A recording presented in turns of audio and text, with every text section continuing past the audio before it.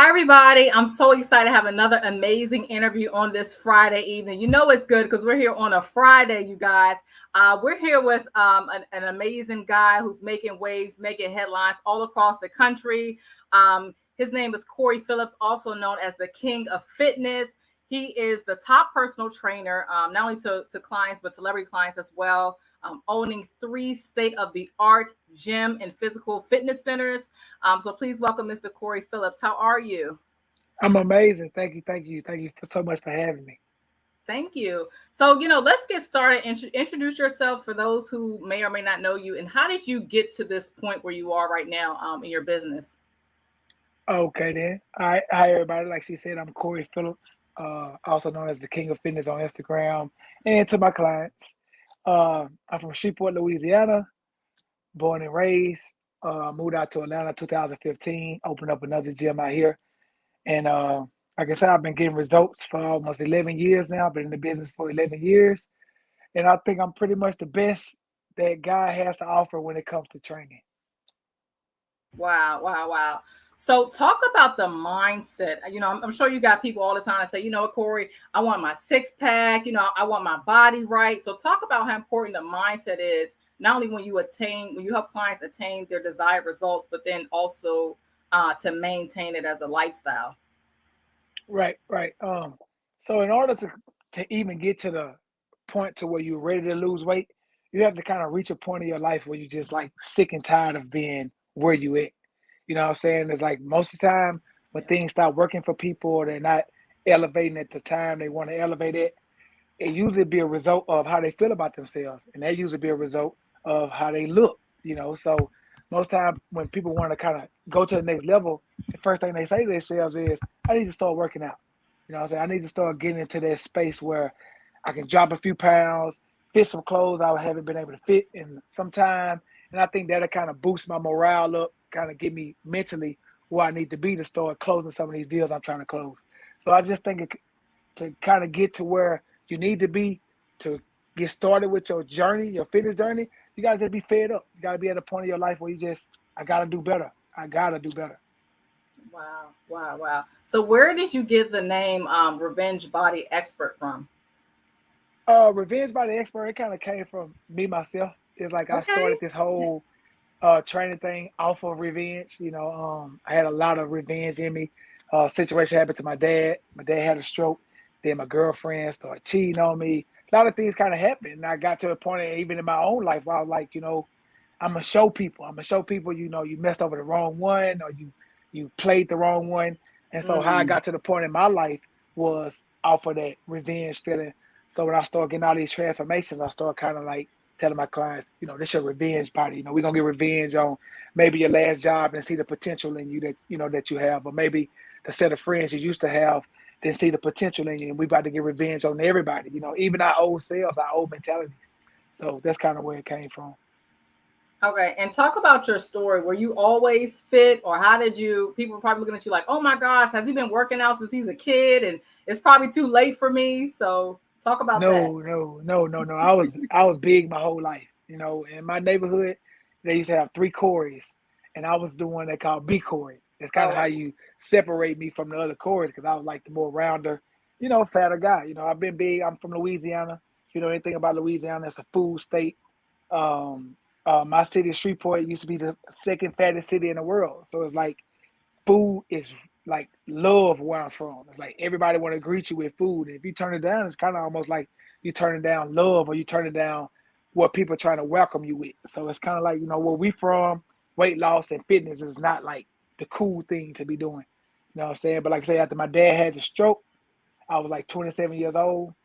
I kind of knew I'm my dad's only child. I kind of knew at that point I got to do something by myself. I was 300 pounds at the time.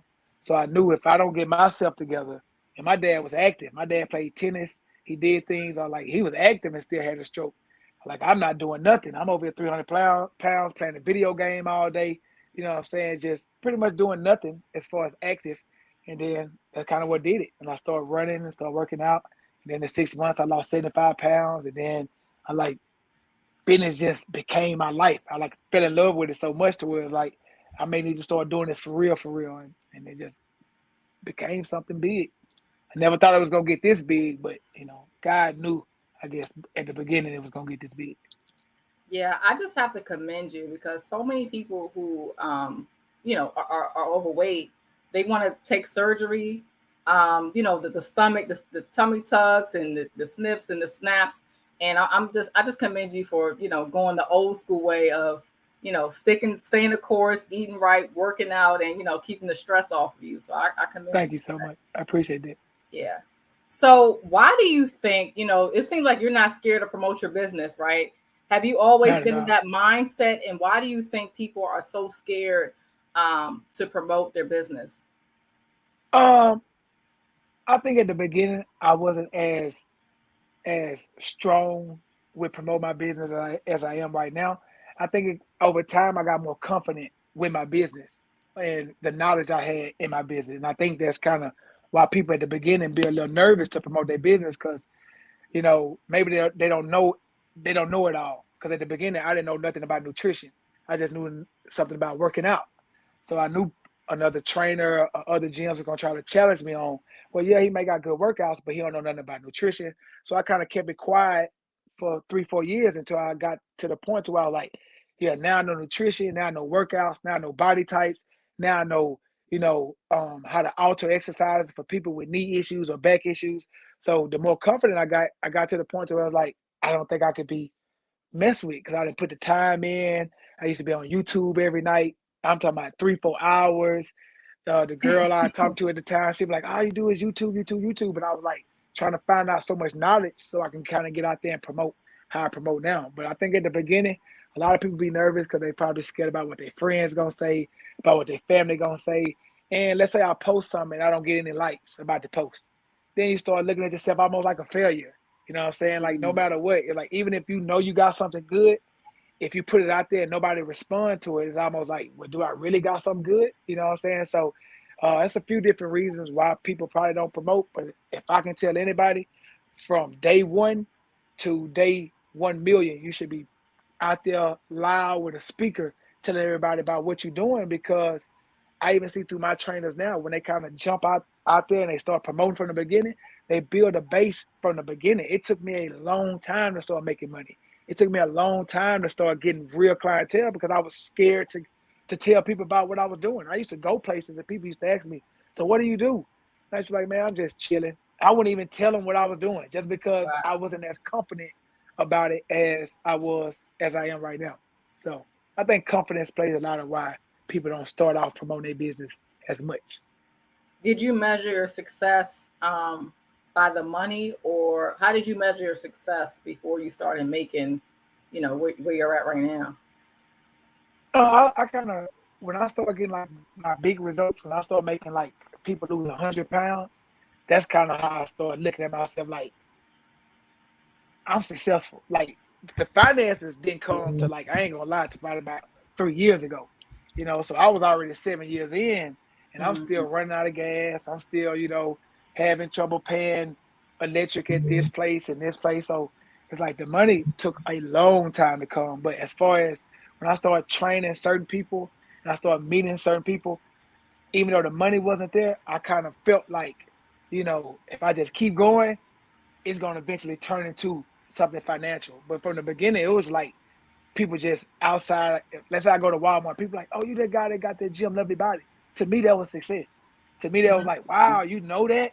Like I'm the guy, and like you say, like that really started making me feel like, man, this thing is bigger than what it is. It's like, but the finances, I was cool. I'm not gonna say I was cool without the finances, but I felt way more successful even before I had money just through what I was doing, making people lose 100 pounds, making people fall in love with fitness. Because I know in our community, people don't like working out. They don't like to sweat their hair out. Even having 20, 30 women coming into your gym, sweating their hair out and sweating their edges out. To me, that's successful because it's like, I know I come from a generation. I know I come from a background of people who this is unfamiliar to them. This is like uncharted territory to them. So for me to even make them kind of step out there, and to me that was like, man, I'm really changing the mindset of my people, and that to me that's success. Mm. So, in what ways have you expanded your business when you could have complained about Uh, what ways can I expand it? Well, through, let's say, when I first started, you have people that started with you, and through time, either they don't love it as much as you love it, or maybe they want the finances faster than you want the finances. So let's say things don't work out. I think from the beginning, many of those times that was supposed to make me stop doing it. Like when my best friend stopped working with me, it was kind of make me supposed to get to a point where I was like, man, maybe this ain't for me. And then when the manager I had at the time probably like, let's say, start stealing from me. At the time, like I don't even have money. The little money I do have, I'm putting it into this, and then you stealing from me. And like that could have been another time I could have stopped doing it, or maybe because no family showed up or no friends. I think everything from the beginning almost can get in your head and make you be like, maybe this ain't for me, or maybe I should do something different, or maybe because you literally think when you come up with a good idea, you think that everybody's gonna just be with it. I don't care what you say, no matter who you are, no matter how many stories you hear about people, successful people telling you from the beginning, the people who don't know you gonna love you more than the people who do know you. You know what I'm saying? No matter what, in your eyes, you think, no, I got this idea. As soon as I drop it, everybody gonna come over. I'm gonna have everybody doing it, and then years and years go by, you haven't even seen your aunt. You haven't even seen your cousins who need your service even come to you. So a lot of that can be disheartening. A lot of that can almost make you feel like I made the wrong decision. I probably should be doing something else. So a lot of those things could have turned me the wrong way, but it literally only made me get more of my revenge bad. Every time somebody walked away, every time somebody kind of downplayed me, or every time somebody kind of didn't see the vision when I was trying to tell them, it made me be like, okay, one day you're going to sit back and you're going to say like, man, I messed up, or man, I should have kept going, or man, I should have believed more. You know what I'm saying? So I live my life on revenge. I tell people all day, I don't know if that's a good thing or a bad thing, but I literally wake up looking for somebody to downplay me just so I can kind of have a reason to go out there and kind of show, like I said, I don't know if that's damaging or not, but it works for me. Wow, that's powerful. That's powerful. Um, whew. So in regards to your family and friends, did they support your vision from day one, or did they have to start seeing the celebrities and the gym, the fitness centers for them to like finally get on board? Oh, well, from day one, my mom was very supportive from day one. Like from day one, when well, I'm not gonna say from day one. When I lost the weight, because I've been big my whole life. So when I lost all that weight, and I came to her and I was like, man, maybe I should start something. And she was like, maybe you should. And then from that day on, she kind of believed, because she was like, if you continue to show up and do this, then I'll kind of invest into you. And then like every day I'll show up, no matter what, if people came, if people didn't come, my mom will still show up. For the first year and a half, my mom was like my only client. We'll have people kind of come by, stop through, but like day by day by day, it was my mom. But like that's about it. I didn't have no aunties, cousins. Like I said, and I come from a big family. And when I mean big as in numbers and big as in weight.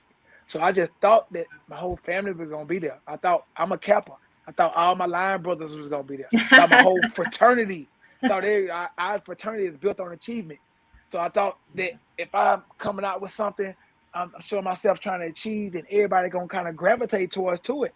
And it was literally an alpha in my city with a workout program, and I had fraternity brothers going to the alpha, and I'm the new. It's like it's insane. So like from the beginning, I think a word for everybody is don't look for the people that know you to support you, because they feel like they know you. So you trying to start a business, they don't know you for that. They know you for whatever they know you for. Where I'm from, I'm a class clown. I'm like the jokester. I'm like the person. So me telling somebody to work out, they looking at me like, my boy, that ain't you. You ain't no workout person. You the jokester. So I think that's why family and friends kind of do you like that. But people who don't know you, they don't know how to judge you. They can only judge you from what they know. So that's why I think people who don't know you accept you faster, because when you meet them, you showing them how to treat you, or you showing them this is what I do. But like say family and stuff, they feel like I know you from this kid. I know you're gonna end up messing this up. I know you're gonna end up, they just feel like they know you so well, and you're changing daily, monthly, yearly. You're becoming something different. But friends and family still look at you from the 13-year-old or the 18-year-old, or the things you used to say when you was younger, and so That's true. That's true. So I have to shout out your amazing team. Okay, Marlena. I didn't know the gentleman that helped you with the camera, and your whole team. I mean, Rico. professional, on time. I was under the dryer, you guys. They were on time, ready to do mic checks and everything. So Merlina, shout yeah. out to them. So, what do your clients love most about you and your team? Um, One thing my clients absolutely love about my entire program is that I only put people around me that's serious about what we're doing. It's like, I don't want nobody to come around for the opportunity or for the financial reason. You have to have a heart for what we're doing. And what we're doing is we're trying to change our people. You have to have a heart for people. You have to want to see people change. You have to believe that people can be better than who they are at the moment. And that takes a lot of forgiveness. It takes a lot of pain. You may got to experience some things because people are changing. People are becoming something different. So if you don't really have a heart for helping and a heart for loving, then trying to be a trainer or trying to be anything like attached to a gym is probably not going to work for you because you're literally dealing with unstable people.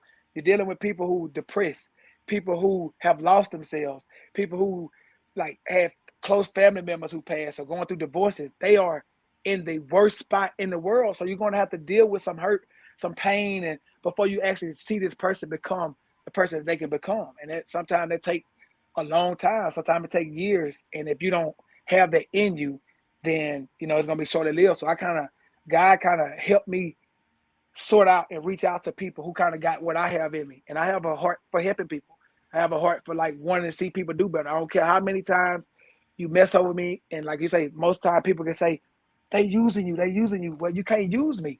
And if you are, I'm here to be used. That's the thing. I literally feel Mm. that God got me here to be used. And I feel like I can take certain things that maybe somebody else can't take. So I kind of try to attach myself to those type people. And I think when people kind of come to my gym, they feel that energy from not only me, but whoever's there, whoever, no matter who it is, they feel the energy of these people really want to see me do better because I took a chance on these people who are actually helping you.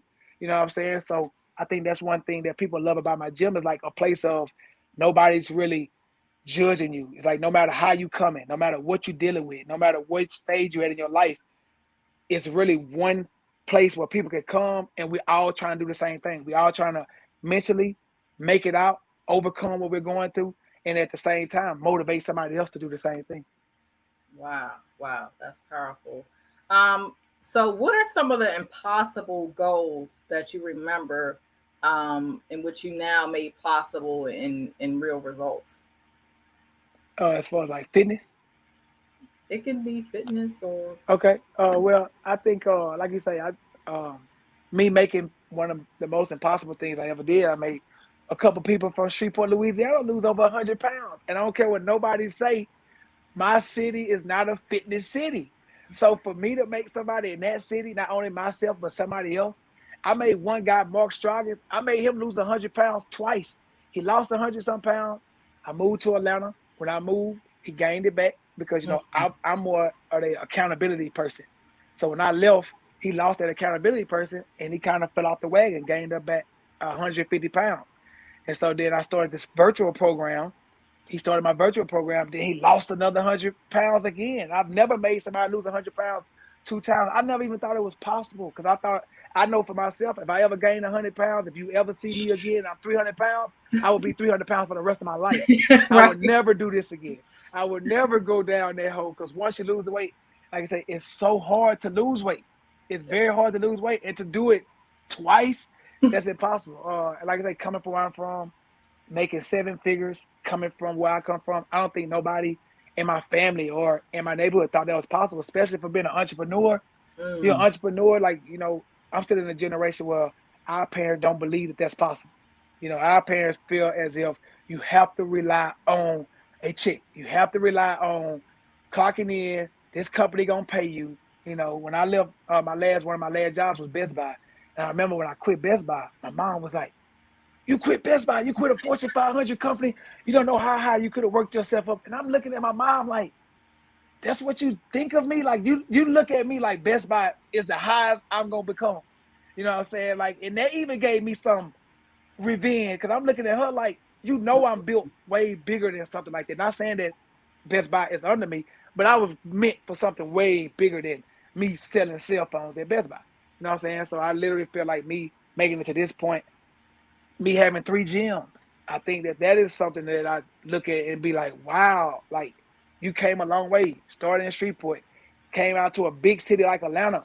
You made a name for yourself in a city like Atlanta, known for music, on some fitness stuff. This city is known for surgery. Literally, this is a surgery city. It's what it is. And I got people rethinking surgery, trying to lose weight.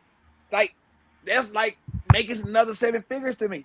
Me opening the gym in Dallas, Texas, like, and not even having to be there, and then still being able to operate and still being able to do good, do great numbers and stuff like that. It's like things like that. It's like I couldn't imagine none of those things happening. But like you say, I just think that when it's in you, and I think that when you got a fighting spirit, you don't quit, and when you really love what you're doing, you're not trying to make the money. You really love it. You really, if I could have a grant to train everybody for free, I would train everybody for free. I literally train everybody for free. I train a lot of clients for free right now. It's like most of my clients know, if you come up into a financial problem, I'm going to make sure that you're still able to train if I know that you're really serious about training.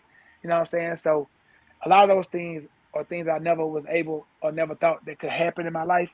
And now that they're happening, it's kind of like I can't wait to see what else is going to happen. You know what I'm saying? Just so I can show somebody else that, man, I came from a small, violent place, and the life I live is one of the few. But I don't think it should have to only be one of the few. I just think you have to withstand the time of not making money in the generation where people want the money like right now.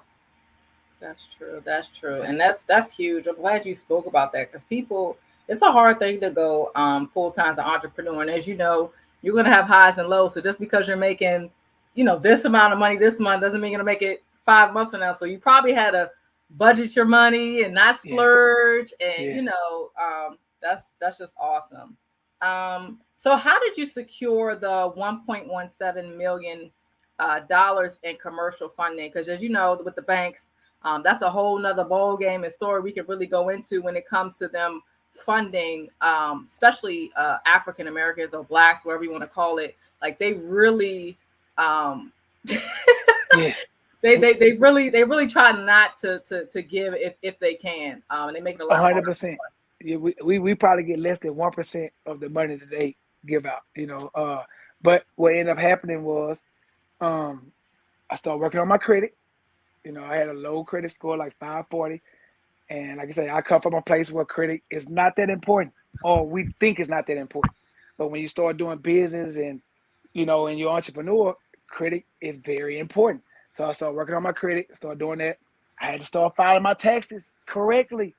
And like I say, I had a conversation with Candy, one of my celebrity clients, when I first moved out here. And one of the questions she asked me was, how do you file your taxes? And I told her, I thought I filed my taxes like everybody else filed their taxes. I'm just trying to find loopholes and whatever. I'm not trying to file. And she's like, that's going to come back. It's like when you start asking for real money and you're trying to show them that you're not making no money, they're not going to give you no real money. And I had came in a situation where I was trying to close on the house. I couldn't show that I'm making real money. They made me bring this amazing amount of deposit to the table to close on the house because I couldn't really show I was making money. So I started filing my taxes correctly. And then I got an amazing realtor, Latricia. And then, like you say, she started reaching out, putting some strings. They kind of looked at my background back from when I was in Shreveport. They kind of seen what I was doing. Like I say, I had to show bank statements. You had to have your stuff in order. And then before you know it, she had called me one day. She's like, "Are you sitting down?" I'm like, "Yeah, I'm sitting down." She's like, "You got the loan for 1.2 million." And like you say, that was, to me, that's another thing that I couldn't believe that they're giving this Black man who didn't graduate college. I'm not even a college graduate.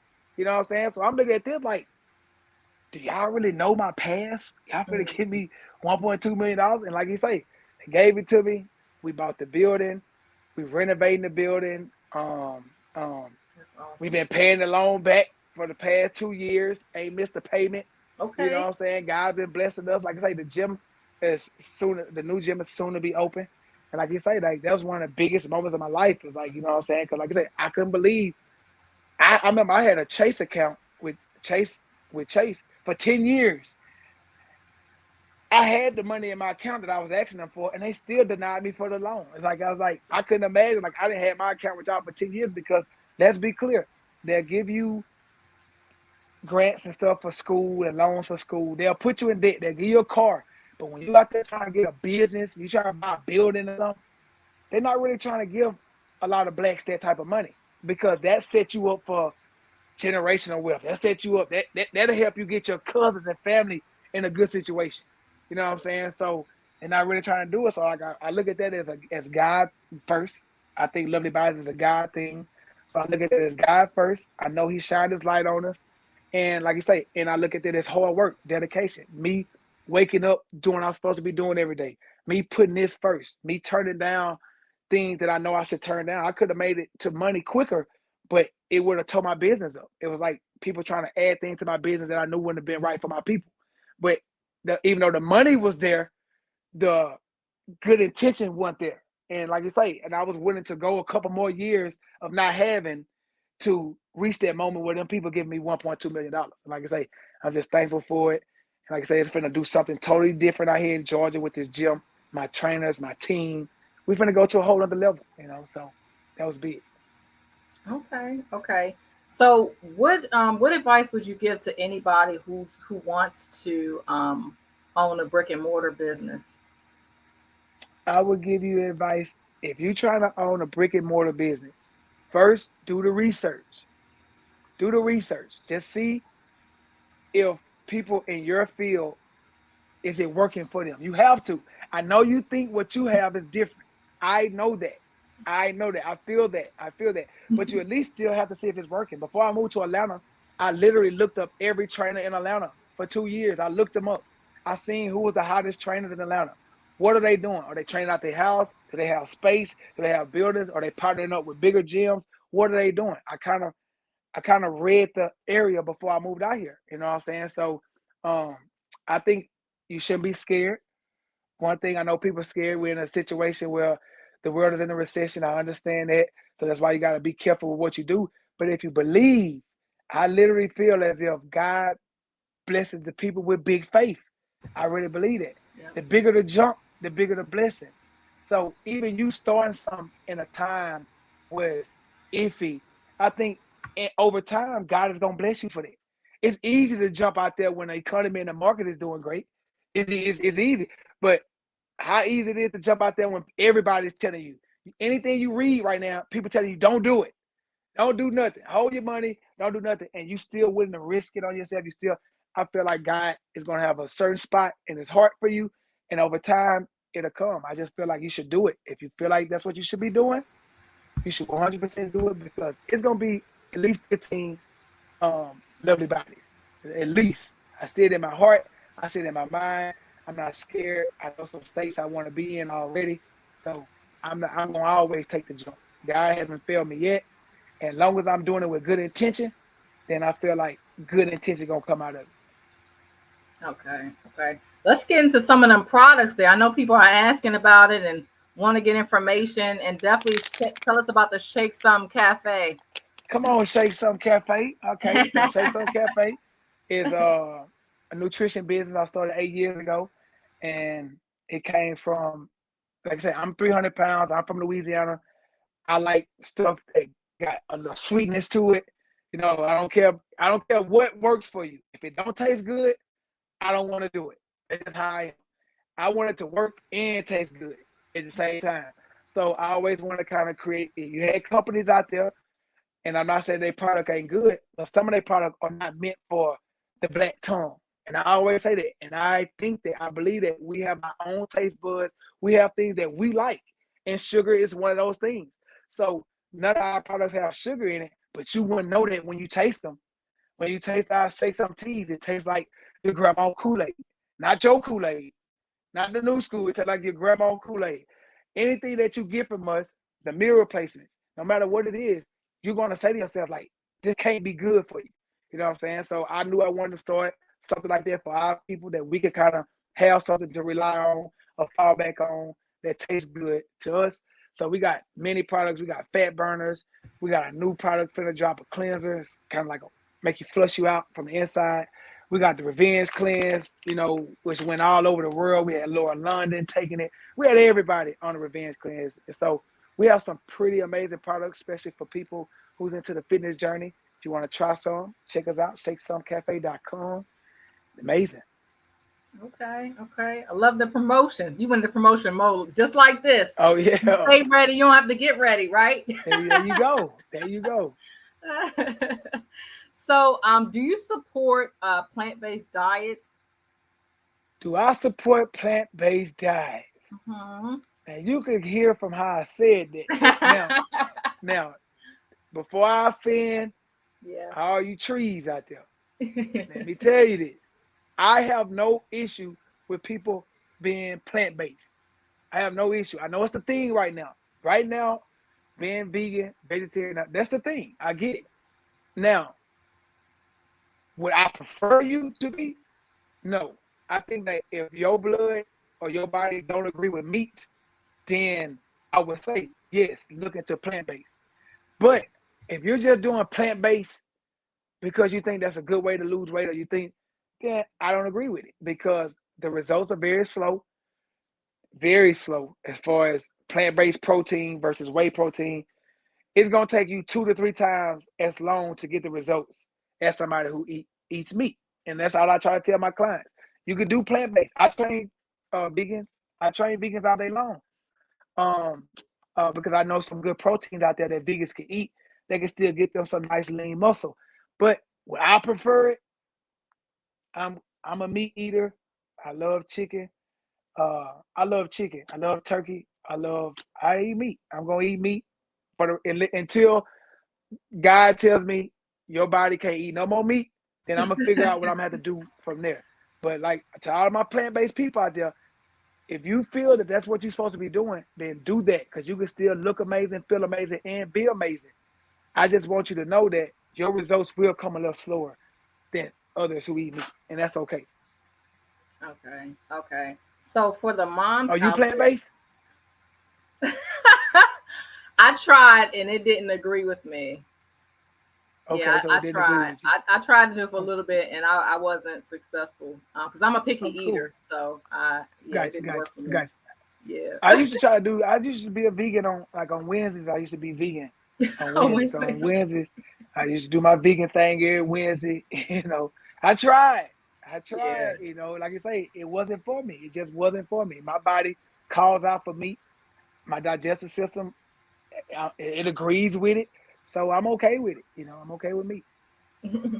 So how can moms be healthy during pregnancy and lose baby fat? I know that's like a big thing with the moms out there. It is. Well, I just had my first kid uh coming up on 2 years. My daughter's birthday September 11th. Hey, she turns two. Hey. So I know one big thing that I did with my daughter mother is she worked out all the way up to 8 months into her pregnancy. And even after the 8 months, we used to still do stuff like walking. We have stairs. She used to do stairs, just some little stuff, maybe not as hard of training as I do, but she was still able to do things all the way up until she dropped the baby. And after she dropped the baby, she took a couple of months off, which is understood. And then she got right back on it. And if you ask anybody, if they see her right now, she got one of the best bodies that I know somebody who just had a baby has, just being honest. And I'm not saying that because she's my daughter's mother, she really shook back. She really showed women, and she's a very curvy woman. So this ain't like the thin supermodel woman who just always gonna look good. No, my daughter mother can be 300 pounds if she chooses to not work out and eat crazy and stuff like that. Yeah. But right now, people wouldn't know that she just had a baby 2 years ago. She wouldn't know it because she looks amazing. Like I say, I try to tell all women, if you're not high risk, you should be working out. You can do everything that a woman that's not pregnant can do. I've been doing this for 11 years. I have researched. I have talked to doctors. My mom's a nurse. My sister's a nurse practitioner. So anything I'm not sure about, I always call just to make sure that I'm not giving some personal advice and this is real advice. So if you're not high risk, then you can do just as much as. And I know in our community, Black women think once they get pregnant, they can just eat, not work out, and then when the baby drop, the weight gonna drop. No, that's not how it works. That's not how it works. You eat. That weight gonna be on you, and it's gonna stick on you. I train women who still carrying baby weight, and they baby is 16. I'm about to graduate high school, and they still carrying baby weight because they thought the same thing that you're thinking. You Mm-hmm. gotta work out. You gotta work out, and like you say, if your baby come out 8 pounds, maybe you could have gained 25 pounds. But most time, most women gonna gain 40 off the real. Be looking, fellas, before you decide to have that baby, just look at your woman with 40 more pounds on her. If you don't want to see that, rethink. Because 40 coming. 40 is coming. 40 is That's the coming. low. It go higher, but it ain't gonna go lower. 40 is coming, fellas. So, how did your daughter change your life? Oh man, my daughter changed my life. She gave me, well, first, I used to cuss a lot in my workout. It's like I'm a cusser. My Okay. dad's a pastor, but my dad is a cusser too. Just to be real. I know that sounds weird. My dad's a pastor. He's amazing. Your dad, he's human too. Yeah, he's a cusser. So I used to cuss a lot in my training. And my daughter watched my training. She'll watch me on live. She'll watch my training. She'll sit there and watch videos and stuff like that. Then her mom will be on Instagram and my videos will come up and so she started repeating some of the things that I was saying. And you don't want to hear your daughter saying cuss words because of you. That's not the daughter I'm trying to raise. So one of the biggest ways she changed it is now I have to watch what I say. So even in my training, I had to stop cussing. And now when I cuss, I gotta pay $20 to this bucket. And it's like $500 in the bucket, but I used to do $500 worth of cussing in one day. So $500 over 2 months of time is pretty good. And like you say, I'm still not 100% cuss free, but I give Okay. myself a little more time. I'm getting better, but that's one way she have changed my life. She made me a freer person. I'm more free because I feel like I have nothing in this world to prove to anybody no more. I really feel like as long as I make her happy, or as long as she's happy with the decisions that I'm making, then I don't care if my parents happy. I don't care if my daughter, mother. I don't care who's not happy. When I see my daughter and my daughter smiling and saying da da and doing all these things, no, nothing else in the world matters to me. So she made me. I'm more at peace. I used to walk around with a chip on my shoulder, like I say, the whole revenge. I'm gonna show you. I'm gonna show you. I'm gonna show you. But now it's kind of like, man, I'm just setting this up for my daughter and the rest of the daughters that I'm going to have because I'm going to have more daughters, more, at Okay. least 9 more. Okay. 9. Yeah, Okay. yeah. You have my blessings. Thank you, thank you, thank you. So, what is your advice as far as how to attain loyal clients and how to attain celebrity clients? Like, what's been working for you? Okay, in order to obtain loyal clients or celebrity clients, you have to be loyal to what you're doing. You know what I'm saying? Like, I haven't been on vacation in 3, 4 years, and a lot of people will say, "Man, that's too extreme." But when you're dealing with people weight and you're dealing with people journey, you Mm. can't just take a week off here and 2 weeks off here, and because 1 week off will get somebody back going to their old ways. You know what I'm saying? So I had to miss my mom's 60th birthday. I had to miss my sister's 40th cruise for when she turned 40th cruise. I missed my dad 65th. I miss everything because I have to be loyal to what I'm doing, and that comes back with loyalty for my clients. I have clients since I've been in Atlanta. I've been in Atlanta 7 years. I have clients that have been training me for 7 years. I Mm. look at that as amazing because, like you say, we live in a time where people are just cheer hoppers. They own to the next. They own to whatever's cool, the next popular thing. But I'm so loyal to this to where it's hard to walk away from what I'm doing. Because even if you go to another trainer, I guarantee in about 3 months when the summer comes, that trainer is going on vacation. That trainer is going to tell you, hey, from July 16th to August 2nd, we're going to be out. This is what I want you to do, bam, bam, bam. And that throws everything off. I'm willing to make those sacrifices. And through those sacrifices, I'm rewarded with loyalty from my clients. Celebrity clients look at me and be like, that's somebody I can trust. That's somebody I can tell if I need to be somewhere in 21 days, I need to be in his body in 21 days, then I know Mhm. that he's going to give me 21 days of training. I don't have to worry about him calling. I don't miss days of work. I don't miss days. I don't care So, how I'm how do you feeling, injured. recharge? I mean, you don't want to get burned out, so you. And people always ask me how I recharge it. And I think the best way is just remembering where I came from. It's like I have an opportunity of a lifetime. I feel like that. And I literally feel like it's somebody out there working to take my spot. I know it. Yeah. I always feel like the words say, it's a ram in the bush. When you start feeling like you can take off, when you start feeling like you can slack, when you start feeling like, oh, I done enough. Now I'm the king of fitness. I can kind of, then God gonna show you it's another king of fitness that's gonna rise and start taking your celebrity clients, gonna start taking your lawyer. I don't want to give nobody a chance. I don't want to give nobody a sneak peek, a no peek of nothing. Every day you wake up, you're gonna see me on Instagram. You're gonna see me beat my clients' heads in the ground. You're gonna see me doing what I do year after year after year until I decide that, okay, now I want to kind of go off into something else.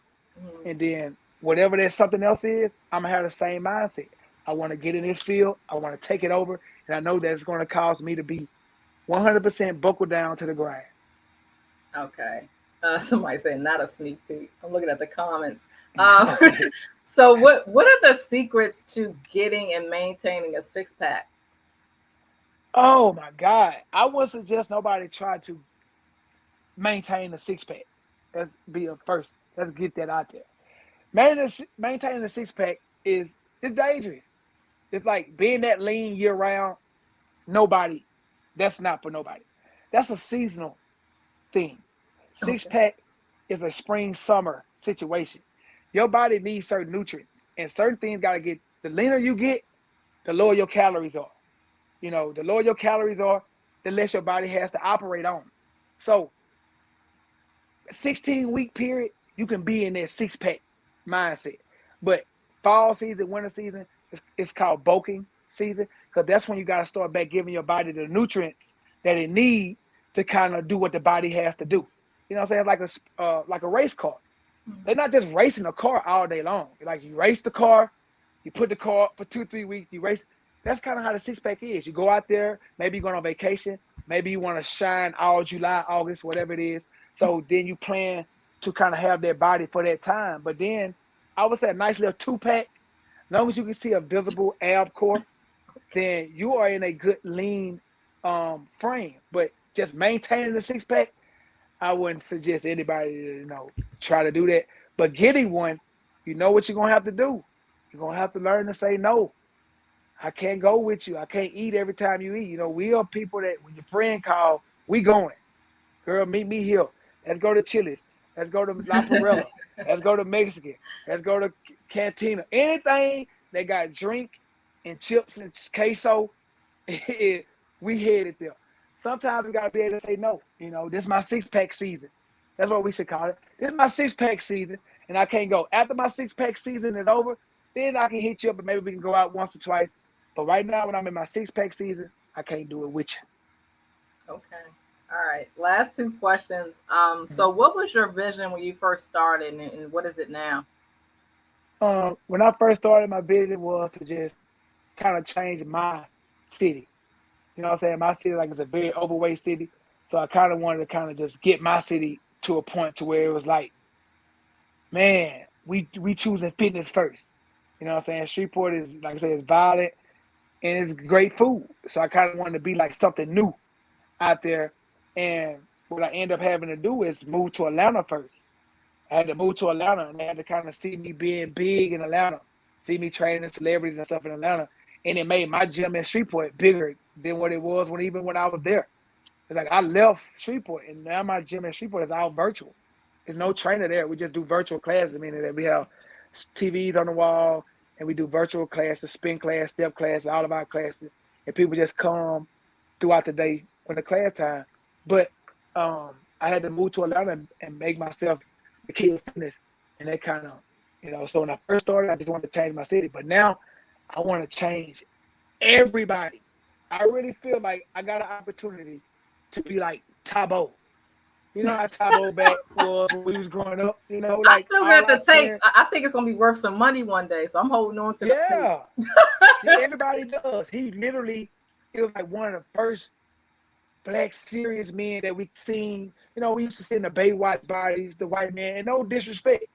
It's amazing. But that was for them. We need to see men that look like us. see this black man, dark black man on the screen, you know, getting this stuff out. That even when I was growing up, that was amazing. Even though I wasn't doing it, I always thought that was amazing. I feel as if with the results I'm getting, with the people that God have placed in my life, I feel like I have an opportunity to be like that. And I've lost 100 some pounds. I don't think he went through that same situation. I feel like I have a different story. I feel like I connect with more human beings because I've lived an overweight life my entire life. I mean, it's not no trainer who decided to be like, hey, I was playing football, I ended up breaking my leg, and now I want to, you know, train some people. No, I didn't play football. I was in a band, played the saxophone my whole life, you know. So I've never really did anything physical. So even for me to be a trainer, nobody ever seen it coming. You know what I'm saying? So now I feel like I'm in it.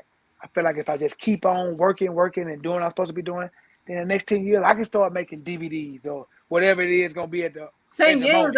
That's hold on. We got to show in that timeline now. You talking about 10 years? But to be big as Tybo though, Tybo is all at Walmart. Like you go to Walmart to see, man. I think you get it done quicker. I mean, we in this age of social media. You already got a great fan base. I don't think it's going to take you 10 years at all. Hey, well, from your mouth to God is. If it don't take me 10 years, if it happen any sooner, I'll be thankful. But even if it take 10 years, just know I'm going to do it until it takes. Because I really feel in my heart that if people get to know me, if people get to know my story and know that I'm out here and I'm really trying to change us as a community, I feel like people give me opportunity. You know what I'm saying? So, like I said, however long that takes, I'm going to do it until it's done. Somebody says, people agreeing with me, definitely less than 10 years. Okay. See, that's what I'm talking about. Thank y'all. I appreciate putting it out there in the universe. Okay. Yeah. Come on with it. Yeah. So, you know, as we wrap up, so what sets you and your program apart, you know, from most personal trainers? Everybody has a virtual training now. Everybody's training celebrities, supposedly. So what sets your program apart? One thing that set my program apart is live every day. So it's not pre-recorded workouts. You know, I know a lot of online programs right now. It's pre-recorded programs. There's nothing wrong with that. But my workouts are live every day, and that's another thing. It's every day. It's every day you get a new workout, different workout. Don't do the same workout, so it's not like the same type of training. You know, it's like coming up Monday. Every Monday is leg day, but leg day is different every Monday. Every Tuesday is back day, but every back day is different. Every Wednesday is cardio. Every Thursday is arms and stuff. So every day is still different, even though we work in the same muscle groups week by week. The workouts are different. I'm hilarious. You know, not only do I look funny, but I am funny. I'm a funny human being. I could have, you know, in my later life, I may do comedy or something like that. So while you're getting your head beat in, at least you get to smile throughout the workout.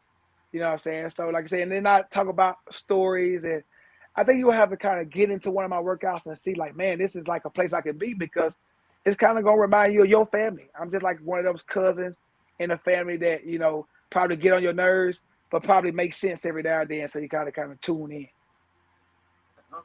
Okay. Yeah. So as we wrap up, so can you tell people where they can find and connect with you at, and also get into your virtual trainings, what people can expect from you, and so forth? That's all right, guys. Well, my Instagram is I am the King of Fitness, because I am the King of Fitness. I don't care what nobody say. I am the best out there. And if somebody's better, tag me. Tag me in a post. I want to see. I say this all the time. If somebody's out there that's getting more results than me, I really want to see. I haven't seen them. So until then, I got to say I'm the king. I'm the King of Fitness on Instagram. KOF Live. If you want to join my virtual, if you're not in Atlanta, you can join my virtual platform. It's KOF Live. We have over 25,000 clients all over. We're in all the states. If you got internet, you can get KOF Live. If you got a cell phone, you can get KOF Live. We have packages. We have deals. I have over 12 different programs at my gym. We got spin class. We got trampoline workouts. We got boxing workouts. We got different type of strength training, agility training, sports training. We got pole fitness. I wanted to make sure I corner every end of the market, so can't no person say that I don't like. Well, I don't like working out with weights. Well, do you like Pilates workout? Well, I don't like Pilates work. Do you like spin class? if you come to my gym, it's going to be something Ooh. there for you. So check us out, guys. We have a lot to offer. And like I say, we do it for love. We give back every Saturday. We've been doing it for 8 years. Give back every Saturday. We go downtown, get over 200 plates out to the homeless. We got a back to school drive tomorrow. Like I say, so we're just out here. It's bigger than fitness. It's bigger than fitness. We're just trying to get a community together that's all about loving, supporting, and building. And if you want to be a part of that, guys, check us out, join us, and yeah. Okay, so can you get into the juice, and I can't really see what is that back there? The Which one? This? the yeah, the three. Like what All are right, those? Yeah. so right here, I'm gonna explain all these to you right here. So we got the Shake Some Tea. This is probably what we're most known for right here. We're most known for Shake Some Tea. We have over 25 different flavors, and what it is, it tastes like Kool-Aid. We got different flavors of it. It's 15 calories, no sugar. 15 calories for 16 ounces. So a lot of people don't like to drink water. I'm not like just a big water drinker. You know what I'm saying? So I need something other than water to kind of get my food down. So I drink Shake Some Tea all day, every day. This is our fat burner smoothie. So all you gotta do is get one of these, put it in some ice, blend it up, and it creates a slushy. These are 80 calories. They have a fat burner in it. So if you're lacking energy, this gives you a lot of energy because our fat burners, RCB, that's what these are, Result City fat burners, are some of the best fat burners on the market. And these are not white label. This is not something that I seen and I told them to pop my label on it. This is not that. We went to a company that creates fat burners. Okay. We paid over $20,000 to get our own fat burners made. Our fat burners, we have sold over 20,000 bottles of our fat burners. They're very great. Like I say, so in each one of our fat burner smoothies, it's one pill already in it. So as you blend it and taste it, we try to tell people before the workout, probably get it because it gives you the energy to kind of get through the workout. The Revenge Cleanse is a cleanse. It's a 3-day and a 6-day. You can't eat for the 3 days. You can't eat for the 6 days. And it's just a cleanse, kind of get you to lose 15, 25 pounds, a little starter for people who want to drop some weight before they kind of start the workout. We got the Body Heat, which is kind of like a sweet sweat. It's like a body cream you kind of put on, and it kind of heats that area up. And people always want to know, do things like that work? They do work. Saran wrap, all that stuff, it works. Anything that increase the heat in an area, you're going to burn more calories in that area. The area is going to, over time, get a little bit more smaller. So, yeah, believe in it all. It may not work a lot. Like fat burners may only work 5%. But with this weight loss journey, I need every percentage possible. I need every 5% out there because it's already a hard journey. So anything that can help, I need it. So Shake Some, we got it for you. Awesome. Well, thank you, Kory, for your time. I see nothing but great things. We're gonna shorten that time frame. I'm gonna challenge you to 5 years. How about that? Come on with it. I'm gonna push for 5 years. Get it done. Get them products. Get the DVDs. Get all that done in 5 years. And then once we do it, we're gonna come back and whenever it happens, we're gonna come back and sit down.